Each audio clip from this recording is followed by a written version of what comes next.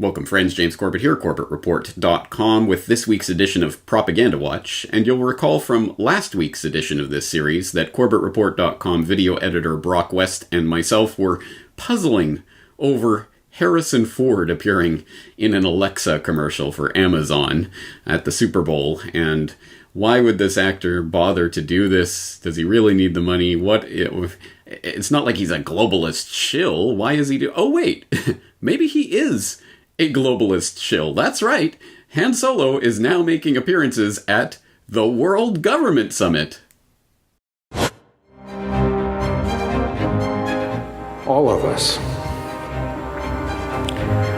whether rich or poor, powerful or powerless, will suffer the effects of climate change and ecosystem destruction.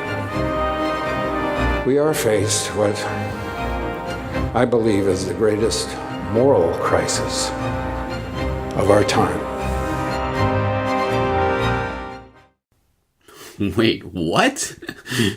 Well, if that psychedelic hodgepodge of soundbite insanity wasn't quite enough for you to grasp the proper context of what was being said there, or if you just want to hear Harrison Ford's strangely disinterested yet overly emotional delivery of climate scaremongering, then don't worry, you're not alone. You might need a little bit of help with that. So I will throw in a link to an article from The National, which is a UAE publication, talking about Harrison Ford and his speech to the World Government Summit, which raises a couple of questions, one of which is, again, what on earth is Harrison Ford doing? And more importantly, who cares? But also, more to the point, World Government Summit? Yes, World Government Summit. If you haven't heard about it yet, don't worry, I'm sure you will in the coming years, as this summit, which I have heard about in previous years, but is clearly becoming more of a, at least a media hype sensation, is gradually becoming more well known to the public through, of course, the celebrity appearances of Harrison Ford and others. But in order to get a grasp on this, let's go to worldgovernmentsummit.org, the handy-dandy website of this conference, which details that this was a conference taking place from the 10th to the 12th of February 2019 in the United Arab Emirates in Dubai, specifically. And if you go to the Organization About page, you can read that the World Government Summit is a global platform dedicated to shaping the future of governments worldwide. Each year, the summit sets the agenda for the next generation of governments, focusing on how they can harness innovation and technology to solve universal challenges facing humanity. The World Government Summit is a neutral, non-profit organization at the intersection of government and innovation. It functions as a knowledge exchange platform for leaders in the public, and blah, blah, blah, blah, blah, 4,000 globalists, blah, blah, blah, 150 countries, yada, yada. I think you get the idea, but if you do need more information, please do go to the website, and they have the agenda and the speakers and the different highlights and etc., etc., and you can go to the ThemTube page, which is currently in the process of putting up the larger speeches and ceremonies and what have you taking place at the conference this year. As I was preparing for this report, all they had up was the 50-second sound bites, so I haven't gone through any of these larger videos yet. That is a task which I will humbly suggest some of the Corbett Reporteers out there, if you are interested in stomaching the propaganda, taking one for the team, as it were, and going through some of these larger videos to pick up any gems from the technocratic would-be overlords and what they have in store for the future of humanity. Please do go through and note them down, and leave those notes in the comments section of CorbettReport.com on this video, where we can start an open source investigation of sorts to see if there's anything really worth noting here. And I will just note parenthetically that in preparation for this report, about 24 hours ago, I clicked on the live stream of the event, which was still taking place at that time. And as I wish I'd been recording, as soon as I clicked on the live stream, the first thing that I heard was, and the award for Gamification App of the Year goes to the Kermala Police for this gamified app where you can help catch criminals and earn points, or whatever it was, which touched on so many different agenda points, which we've talked about here on the Corbett Report over the years, that I thought it was humorous and presented in the same kind of announcer voice that I used for the Real Fake News Awards, which was particularly funny to me. I just see that now that they do have that posted up on the ThemTube page, so you can go and relive all that excitement for yourself at your heart's content. But yes, the World Government Summit does exist, and as you might expect, it is a talking shop for globalists and technocrats of various stripes to come together and plan how best to control society through technology. That's their angle. It's specifically about technological innovations in government, so that they can help governments around the world and world government, come to being and come to fruition and realize the Hegelian utopia of subsuming our individuality in the state and realizing our highest function, or whatever philosophical nonsense mumbo-jumbo these people believe. But that's actually the point that I want to discuss in this edition of Propaganda Watch, because you might be confused. A World Government Summit? Wait, wasn't there just a World Economic Forum in Davos? And why are there all these different summits and things going on?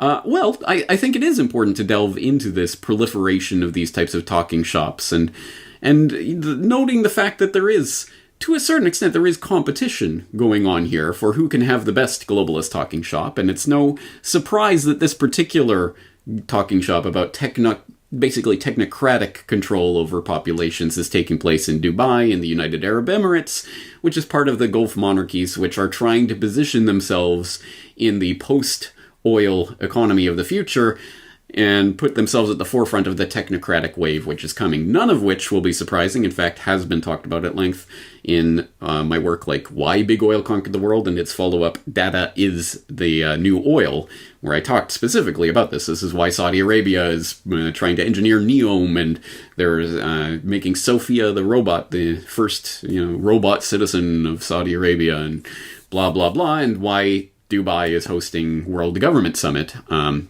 Parenthetically, you might remember that a decade or so ago, Halliburton moved corporate headquarters to UAE, and Dick Cheney and other high-ranking executives were acquiring residences in Dubai, which bills itself as a global city, but of course we know that means globalist city.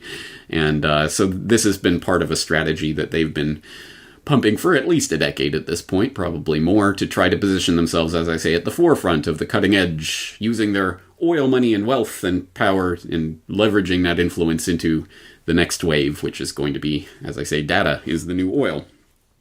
But there is an extent to which there is competition amongst the clique, which, broadly speaking, shares an ideology of globalism. But there are different factions, and they have little power plays. And our talking shop, our summit's going to be more important than yours. Davos is so early 21st century. World Government Summit is going to be the future of the 21st century, etc., etc. Which I think speaks to an important point of the way the power structure operates. That is, at the same time, less sexy than the sort of cartoonish conspiracy idea that is sort of understood or floated out there, versus the way power really operates. And of course, the cartoonish version is, 12 men gather around a table and make the decisions for what's going to happen in the world, and then their lackeys, who have signed some sort of blood oath to be members in some sacrifice ritual, will then dutifully do whatever they say, and that's how everything in the world happens.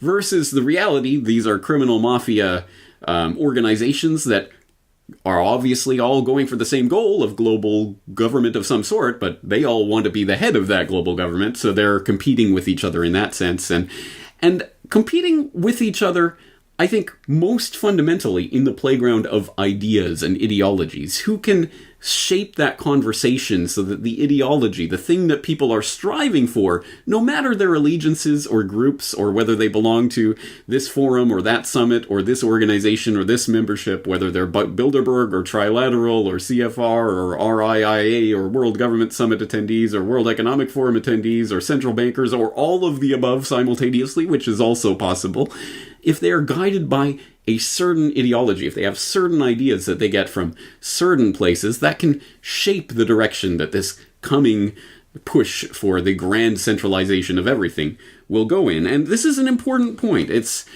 a point that maybe I'm not articulating very clearly, so I will leave that to Carol Quigley at the Anglo-American Establishment, which of course I've referred to multiple times as one of the sources that I think, again, if you want to know the real details of the story of Lord Milner and Milner's kindergarten and the Cecil block, and how all of that helped to shape and steer the British Empire / what was becoming the British Commonwealth into World War I, and much else to do with the beginning of the 20th century, then you have to read this book to really understand the detail involved here and the very many, many characters that were involved in this, all swimming around in that milieu where there weren't necessarily membership rosters for everything, but there were certain people who were clearly part of this clique or part of that clique or willing to work with this or that clique.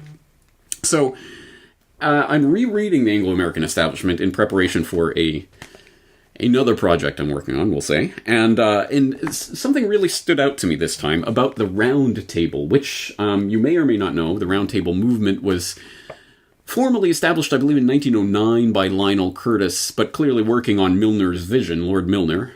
Again, a name that should resonate with people who are familiar with my work on World War I. And Lord Milner's kindergarten, essentially the graduates of Lord Milner's kindergarten, came together to form the Round Table Groups, which was not a movement and an organization, and also a journal that was published by this group. And it had considerable influence on the British Empire developing into the British Commonwealth of Nations in the early 20th century. In fact, even the formation of the Commonwealth was largely the work of people that were involved in the Round Table. But Carroll Quigley makes an important point. The Round Table was essentially the propaganda vehicle of a handful of people and could not have carried signed articles either originally when they were too few or later when they were too famous. It was never intended to be either a popular magazine or self-supporting, but rather was aimed at influencing those in a position to influence public opinion.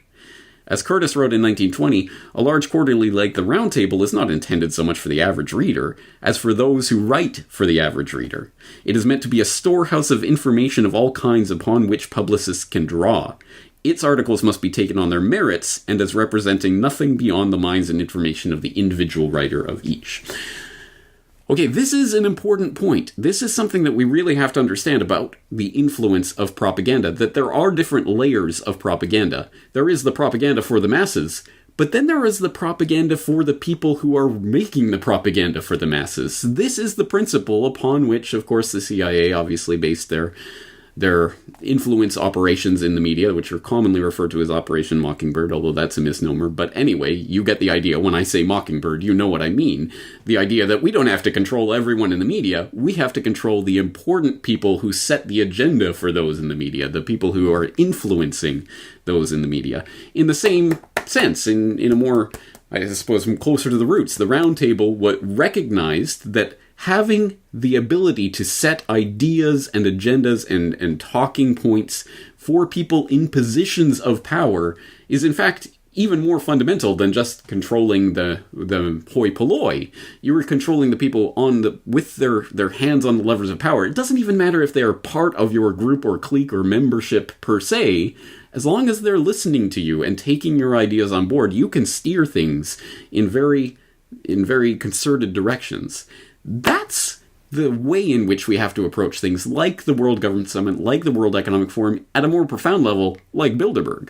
Again, it doesn't necessarily mean that these people are simply setting an agenda and everyone dutifully follows it. It's that these are places where those ideas are propagated.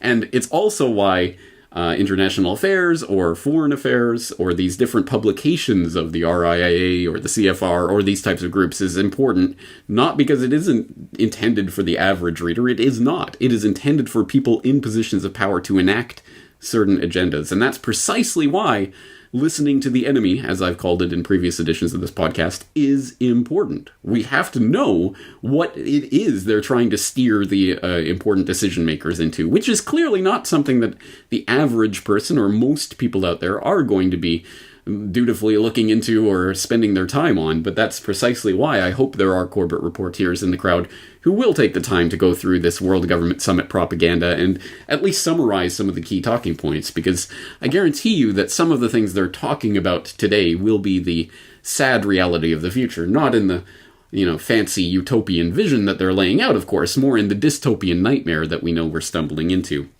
So that's the point I wanted to make today about what these organizations, the World Government Summit, World Economic Forum, and others are. They are talking shops for the technocrats to talk to each other essentially, and to try to influence things along a certain direction and towards certain goals. In order to understand what that is, you have to do things like reading the Round Table Journal if you were in early 20th century, or watching World Government Summit videos. Again, we have to parse and go through the internal propaganda, or the propaganda for the propagandists, to understand at a more fundamental level where things are going. It's one thing to examine the bottom layer of propaganda, which is intended for the masses. It's another thing altogether to examine the upper layer of propaganda that's intended for the propagandists, and perhaps you get a little bit closer to what the actual vision is by doing that. I hope I've made some important points today.